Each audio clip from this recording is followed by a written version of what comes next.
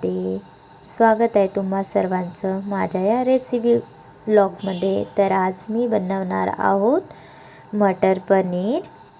तर त्यासाठी मी पनीर घेतला 1 पाव, 2 टमाटर, 3 कांदे, अद्रक, लसूण, 2 हिरव्या मिरच्या आणि सांबारचे देठ आणि मटर घेतलेले आहेत। तर आधी आपण कांद्याला कापून घेऊयात। तर मी 3 मीडियम साईजचे कांदे घेतलेले आहेत। तर कांद्याला मोठे मोठेच कापायचे, कारण की आपल्याला ते भाजून घ्यायचे आहे। तर मी गॅसवर तवा ठेवला, त्यामध्ये आपल्याला कांदे टाकायचे आहेत। कांद्यामध्ये थोडं तेल टाकायचं आणि छान कांद्याला भाजून घ्यायचं आहे। छान भाजून घ्या। तोपर्यंत मी इकडे टमाटर कापत आहे आणि कांद्याला मिक्स करत आहे। टमाटर पण आपल्याला थोडे मोठेच कापून घ्यायचे आहे। तर बघा, आता माझा कांदा झालेला आहे। यामध्ये मी अद्रक, लसूण, मिरच्या आणि सांबाराचे जे देठ होते ते टाकणार आहोत। याला पण छान आपल्याला भाजून घ्यायचे आहेत। बघू शकता माझे हे भाजून झालं। यामध्ये आपल्याला टमाटर टाकायचे आहे आणि छान टमाटरांना पण छान नरम होईपर्यंत भाजून घ्यायचं। हे एकदाच पेस्ट होते, यानंतर पेस्ट करायची गरज पडत नाही। छान भाजून घ्यायचं। बघा, माझे टमाटर सुद्धा आता नरम झालेले आहेत। काढून घ्यायचं याला आता आपल्याला एका प्लेटमध्ये।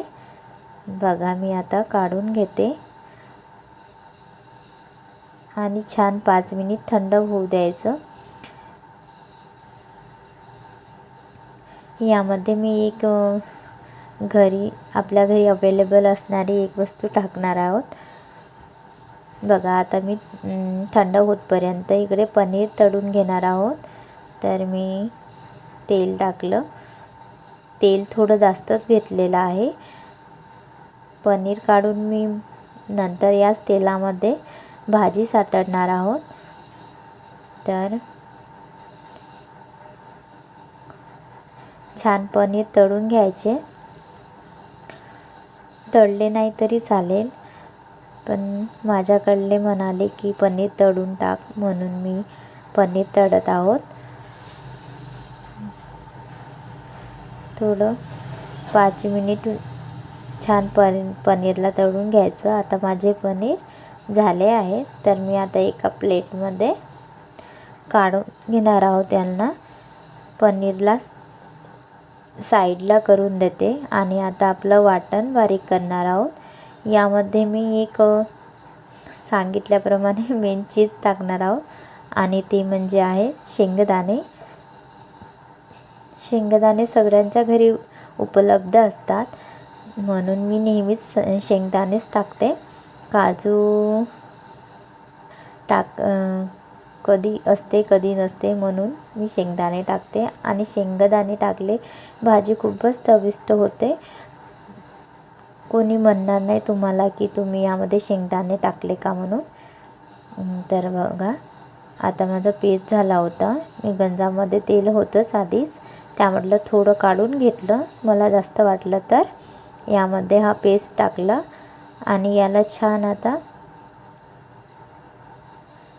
तेल सुटेपर्यंत शिजू देणार आहेत। बघा, तेल सुटलेलं आहे। थोडं परतून घेते तरी पण।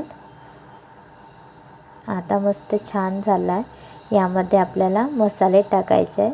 मी 2 चम्मच तिखट टाकलं, 2 चम्मच धनिया पावडर, अर्धा चम्मच हळद आणि 2 चम्मच मीठ आणि मी पनीर मसाला घेतला होता तो टाकला आहे मी थोडा।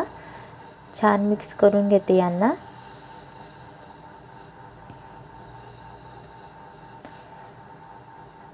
मिक्सरच्या भांड्यामध्ये पाणी टाकलेलं होतं, ते टाकलं मी यामध्ये। थोडं पाणी टाकलं की मसाला असं म्हणजे जळत नाही आणि याला छान 5 मिनिट झाकून ठेवायचं.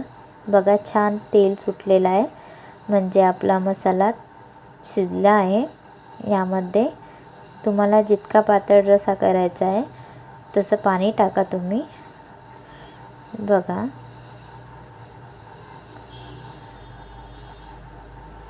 पाणी टाकल्यानंतर थोडं झाकून ठेवायचं, छान शिजू द्यायचं. याला मस्त रस्सा घट्ट करून घ्यायचा. आता यामध्ये मी मटर टाकले आहे आणि पनीर पण टाकून घेते. मी याला मिक्स करून मस्त 5 मिनिट उकळी येऊ देईपर्यंत शिजवून घेते.